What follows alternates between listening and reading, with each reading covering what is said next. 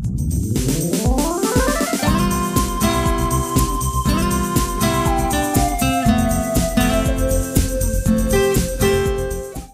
পঞ্চম শ্রেণীর প্রিয় শিক্ষার্থীরা, আসসালামু আলাইকুম। আশা করি সকলে ভালো আছো। আজ আমি আলোচনা করব অনুশীলনী 11 ক্ষয়ের 132 পৃষ্ঠার 7 নম্বর অঙ্কের 1 ও 2 নম্বর নিয়ে। গত পর্বে আলোচনা করেছিলাম 6 নম্বর অঙ্ক নিয়ে। আজকে আলোচনা করব 7 নম্বর অঙ্কের 1 ও 2 নম্বর নিয়ে। তো তোমরা ক্লাসটি ধৈর্য সহকারে শেষ পর্যন্ত দেখবা। আমি অঙ্কগুলো অতি সহজে বুঝিয়ে দেওয়ার চেষ্টা করব। আশা করি তোমরা অঙ্কগুলো বুঝতে পারবা। আর যারা নতুন শিক্ষার্থী আছো, আমার ভিডিওটি দেখছো, তারা অবশ্যই চ্যানেলটি সাবস্ক্রাইব করে পাশে থাকবে এবং ভিডিওটি যদি ভালো লাগে অবশ্যই একটা লাইক করে দেবে। তো চলো আমরা কথা না বাড়িয়ে অঙ্কে যাই। এখানে বলছে নিচের আকৃতিগুলোর রঙিন অংশের ক্ষেত্রফল নির্ণয় করো। নিচের আকৃতিগুলোর রঙিন অংশের ক্ষেত্রফল বের করতে বলছে। তো দেখো আকৃতি দেওয়া আছে, এখানে অঙ্কে 4টা অঙ্ক দেওয়া আছে 7 নম্বরে। তো দেখো এখানে কিছু অংশ রং করা, কিছু অংশ সাদা আছে, অর্থাৎ আমাদের অঙ্কে চেয়েছে রঙিন করা অংশের ক্ষেত্রফল। তো আমাদের আগে দেখতে হবে যে এই পুরা আকৃতিটা কি আকৃতি। তো এখান থেকে এখান পর্যন্ত দেখো এটা কি আকৃতি মনে হচ্ছে। এই যে দেখো এখানে কি দেওয়া আছে, তোমার সমকোণের চিহ্ন দেওয়া আছে। 4টা কোণই সমকোণ। 4টা কোণে যদি সমকোণ হয় আর বিপরীত বাহুগুলো যদি সমান ও সমান্তরাল হয়, তাহলে সেটাকে আমরা কি আকৃতি বলি? আয়তাকার। অর্থাৎ এটা একটি আয়তক্ষেত্র। ঠিক আছে, আয়তক্ষেত্র। তাহলে রঙিন করা অংশটুকু দেখো আর সাদা অংশটুকু দেখো। রঙিন অংশটুকু আমরা পরে যাব, আমরা সাদা অংশের সবসময় আগে বের করব। তারপর এখানে যে সম্পূর্ণ আকৃতি থাকবে সেটার ক্ষেত্রফল বের করব। ঠিক আছে, অথবা সম্পূর্ণটার আগে ক্ষেত্রফল বের করবা, তারপর সাদা অংশের ক্ষেত্রফল বের করবা। দিয়ে সম্পূর্ণ অংশের ক্ষেত্রফল থেকে যদি আমরা সাদা অংশটা বাদ দিই, তাহলে কি পাবো? এই রঙিন অংশের ক্ষেত্রফল পাবো না। তো তাহলে আমরা আগে কি করব? আমরা আগে এই সম্পূর্ণ আকৃতির ক্ষেত্রফল বের করে নেব। তাহলে সম্পূর্ণ আকৃতিটা কি? আয়তক্ষেত্র, আর সাদাটা কি? ত্রিভুজ ক্ষেত্র। তো অঙ্কে যাই আমরা, তাহলে আরও বুঝতে পারবা। তো এখানে দেখো আবার এখানে দেওয়া আছে নিচের টুকু, এখানে আছে 9 সেন্টিমিটার আর এখানে আছে 5 সেন্টিমিটার। অর্থাৎ আয়তক্ষেত্রের দৈর্ঘ্য হচ্ছে 9 সেন্টিমিটার আর প্রস্থ হচ্ছে কত? 5 সেন্টিমিটার। তো এখানে বলে দিই আমি আর একটু, আমি যখন এই সাদা অংশের ক্ষেত্রফল বের করব, অর্থাৎ ত্রিভুজের ক্ষেত্রফল বের করব, তাহলে এখানে দেখো এই রেখার চিহ্নটা দেওয়া আছে, অর্থাৎ এই থেকে পর্যন্ত 9 সেন্টিমিটার, অর্থাৎ এটা হচ্ছে ভূমি। কারণ আমরা জানি যে নিচে যে রেখাটা থাকে সেটা হচ্ছে ভূমি। ঠিক আছে, তার মানে এই ত্রিভুজটার ভূমি হচ্ছে 9 সেন্টিমিটার আর উচ্চতা হবে তোমার এই যে 5 সেন্টিমিটার। ঠিক আছে, তাহলে আয়তক্ষেত্রের দৈর্ঘ্য হচ্ছে 9 সেন্টিমিটার, প্রস্থ হচ্ছে 5 সেন্টিমিটার। আর এই সাদা অংশের অর্থাৎ ত্রিভুজের ভূমি হচ্ছে 9 সেন্টিমিটার আর উচ্চতা হচ্ছে 5 সেন্টিমিটার। তো অঙ্কটা করি, আরও বুঝতে পারবা। তাহলে এখানে লিখব সম্পূর্ণ আকৃতিটি একটি আয়তক্ষেত্র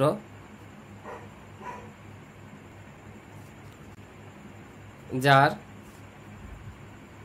দৈর্ঘ্য সমান 9 সেন্টিমিটার, প্রস্থ হচ্ছে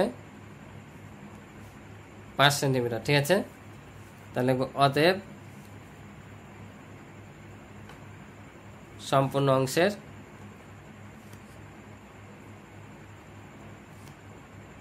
ক্ষেত্রফল, তাহলে কি ভূমিগুণিত দৈর্ঘ্য প্রস্থ, অর্থাৎ 9 গুণিত 5 বর্গ সেন্টিমিটার। ঠিক আছে, তাহলে সমান সমান, কারণ এটা দৈর্ঘ্য প্রস্থ হতো, আমি লিখলাম না, ডাইরেক্ট করে দিলাম। 5 নাম 45 বর্গ সেন্টিমিটার। ঠিক আছে, এটা পেলাম সম্পূর্ণ আকৃতিটির ক্ষেত্রফল, অর্থাৎ সম্পূর্ণ অংশের ক্ষেত্রফল। তাহলে এবার আমরা কি বের করব? এই সাদা অংশের ক্ষেত্রফল। তো সাদা অংশটা হচ্ছে ত্রিভুজ ক্ষেত্র, আমি প্রথমে বললাম। তাহলে আমি কি লিখব? সাদা অংশটি একটি ত্রিভুজ ক্ষেত্র।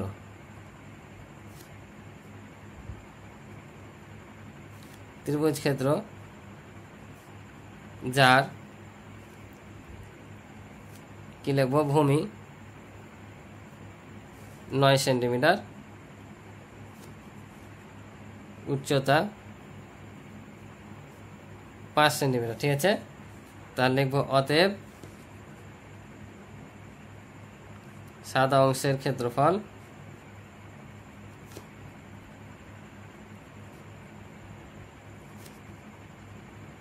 অর্থাৎ ত্রিভুজের ক্ষেত্রফল। ঠিক আছে, তাহলে হাফ গুণিত ভূমি গুণিত উচ্চতা। ঠিক আছে, অথবা লিখতে পারতাম ভূমি গুণিত উচ্চতা ভাগ 2, যেটা লিখবা সেটাই হবে। তাহলে ভূমি কত 9, উচ্চতা হচ্ছে 5 বর্গ সেমি। ঠিক আছে, তাহলে আমরা যদি এটা গুণ করি 5 নাম 45। ঠিক আছে, অ্যান্ড 45কে 2 দিয়ে ভাগ করব। এটার অর্থ হচ্ছে কি 2 দিয়ে কিন্তু ভাগ। তাহলে আমরা যদি 45কে 2 দিয়ে ভাগ করি তাহলে 45-এর অর্ধেক হবে 5.5। ভাগটা দেখো কিভাবে, 2 ভাগ 45, তাহলে 2 দেবো না 4, 5 নামবে 2 দেবো না 4, 1 নামবে দশমিক নিব, 0 নিব, 5 দেবো না 10, তাহলে কত পাইলাম 22.5। ঠিক আছে, তো এখন তোমরাই বলো তো এটা হচ্ছে সম্পূর্ণ আকৃতিটির ক্ষেত্রফল, এটা হচ্ছে সম্পূর্ণ আকৃতির ক্ষেত্রফল, আর এটা হচ্ছে সাদা অংশের ক্ষেত্রফল। তাহলে আমি যদি এখন এই সম্পূর্ণ অংশের ক্ষেত্রফল থেকে সাদা অংশটুকু কি করব, বিয়োগ করে দিই, তাহলে কার ক্ষেত্রফল পাবো, রঙিন অংশের ক্ষেত্রফল পাবো না? তাহলে আমরা যদি সম্পূর্ণ অংশ থেকে যদি সাদা অংশটুকু বাদ দিই রঙিন পাবো। ঠিক আছে, কারণ ধরো যে তোমার বন্ধু আর তোমার দুজনের কাছে 100 টাকা আছে, এখন তোমার বন্ধুর হচ্ছে 40 টাকা, তাহলে তোমার কয় টাকা? নর্মালি তোমার 100 থেকে যদি 40 বাদ দাও কত পাবা, 60 টাকা পাবা, তাহলে ওটা তোমার বন্ধুর। ঠিক তেমনই সম্পূর্ণ অংশের ক্ষেত্রফল থেকে যদি আমি এই সাদা অংশটুকুর ক্ষেত্রফল বাদ দিই তাহলে আমি রঙিন অংশের ক্ষেত্রফল পাবো। ঠিক আছে, তাহলে আমরা চলো বিয়োগ করে দিই। তাহলে লিখি অতএব রঙিন অংশের ক্ষেত্রফল, তাহলে 45 বিয়োগ 22.5 বর্গ সেন্টিমিটার সমান 45 থেকে যদি 22.5 বাদ দিই তাহলে আবার 22.5ই থাকবে। ঠিক আছে, বর্গ সেন্টিমিটার। এটাই আমাদের উত্তর। আশা করি তোমরা অঙ্কটি বুঝেছ। তাহলে পরবর্তী 2 নম্বর অঙ্ক দেখো, এখনও আকৃতি একটা দেওয়া আছে। ঠিক আছে, তো আমরা ওই অঙ্কের মতো আগে কি করব, সম্পূর্ণ অংশের ক্ষেত্রফল বের করব আর সাদা অংশের ক্ষেত্রফল বের করব, দিয়ে সম্পূর্ণ অংশের ক্ষেত্রফল থেকে সাদা অংশের ক্ষেত্রফলটা কি করব, বিয়োগ করব। তো সম্পূর্ণ আকৃতিটা দেখো, কি আকৃতি, তাহলে ইহা একটি কি সামান্তরিক, তো সামান্তরিক ক্ষেত্রফল কি ভূমি গুণিত উচ্চতা, আর ইহা একটি কি ত্রিভুজ। তাহলে চলো আমরা ওটি করি, তাহলে বুঝতে পারবো। তাহলে আবার লিখব যে সম্পূর্ণ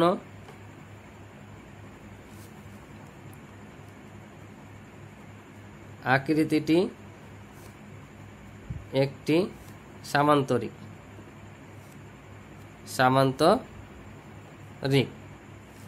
যার ভূমি সমান 8 সেন্টিমিটার,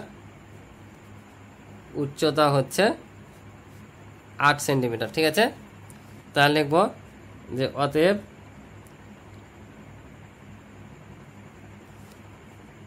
সম্পূর্ণ অংশ বা সামান্তরিকের ক্ষেত্রফল কি ভূমি গুণিত উচ্চতা। ঠিক আছে, তাহলে 8 গুণিত 8 বর্গ সেন্টিমিটার, তাহলে 8 8 64 বর্গ সেন্টিমিটার। তাহলে এটা পেলাম সম্পূর্ণ অংশের ক্ষেত্রফল। এবার আমরা কি করব, সাদা অংশের ক্ষেত্রফল। তাহলে অতএব সাদা অংশটি একটি ত্রিভুজ ক্ষেত্র,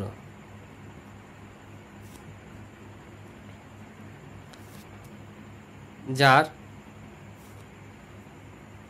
ভূমি 8 সেন্টিমিটার, ঠিক আছে। আবার উচ্চতাও দেখো দেওয়া আছে কত, 8 সেন্টিমিটার, কারণ এই যে সমকোণের চিহ্ন দেওয়া আছে মানে উচ্চতা হচ্ছে 8 সেন্টিমিটার। তাহলে উচ্চতা 8 সেন্টিমিটার।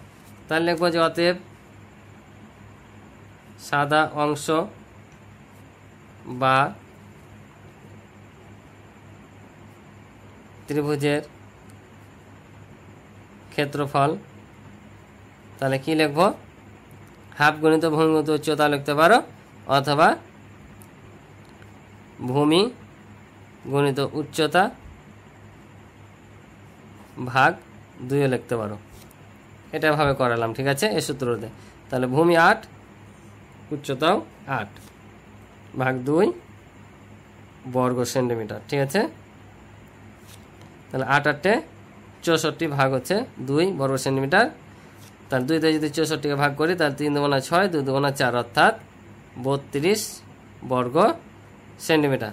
তাহলে আমরা কি করব, পূর্বের অঙ্কের মতো এটা কি করব, এর সম্পূর্ণ আকৃতি থেকে এই সাদা অংশের আকৃতি বাদ দিলে কি পাবো, আমরা এর রং করা অংশের ক্ষেত্রফলটা পাবো। তাহলে লিখি যে অতএব